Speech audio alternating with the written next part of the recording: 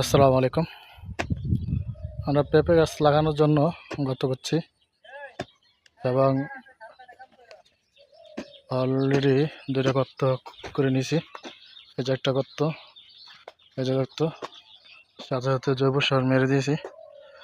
শুকনা গোবর, এগুলা শুকনো গোবর দিয়ে দিয়েছি।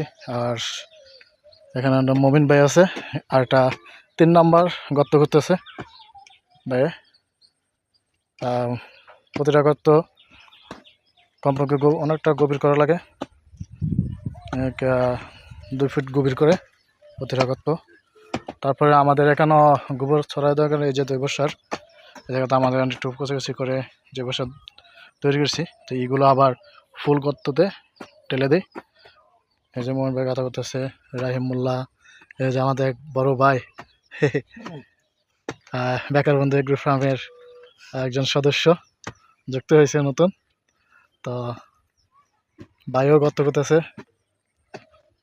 তো এই যে আপনারা দেখেন। তারপরে আমরা এটিএম দিয়ে পেঁপে চারা লাগাতে পারি।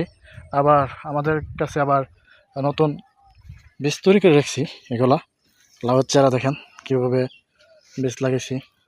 এই যে দেখেন আস্তে আস্তে সবগুলো গুছিয়ে রাখছি আমরা শুধু জাস্ট এখান থেকে নিয়ে ইচ্ছে করলে এখানে পেঁপের চারাও লাগা যাবে, আবার লাউয়ের চারাও লাগা যাবে। আমরা এইভাবে সিস্টেম করে করতেছি। তো আপনারা দেখেন আমরা লাগাবো, কীভাবে লাগাই, কীভাবে কী করি, সবগুলো আমরা ভিডিওর মাধ্যমে দেবো।